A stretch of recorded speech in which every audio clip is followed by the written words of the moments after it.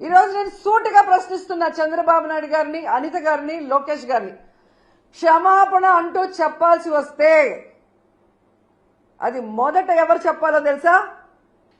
నన్ను బండారు సత్యనారాయణ ద్వారా ఎంత దారుణంగా, ఎంత బూతులతో మాట్లాడించారో దానికి బండారు సత్యనారాయణ మాట్లాడించిన చంద్రబాబు నాయుడు, లోకేష్ క్షమాపణ చెప్పాలి.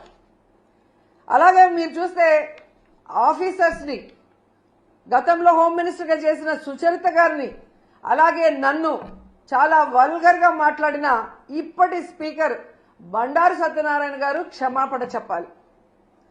అలాగే ఈ మధ్య కాలంలో టీడీపీ ఆఫీస్ నుంచి ఒక సైకో చేబ్రోల్ కిరణ్ అనేవాడు భారతీ మేడం ని ఎంత అసభ్యంగా మాట్లాడారో మీరు అందరూ కూడా గమనించారు.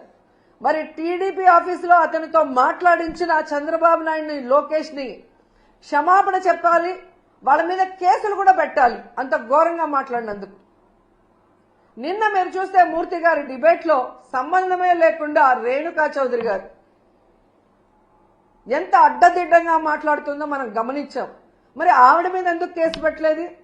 మూర్తి గారి మీద ఎందుకు కేసు పెట్టలేదు?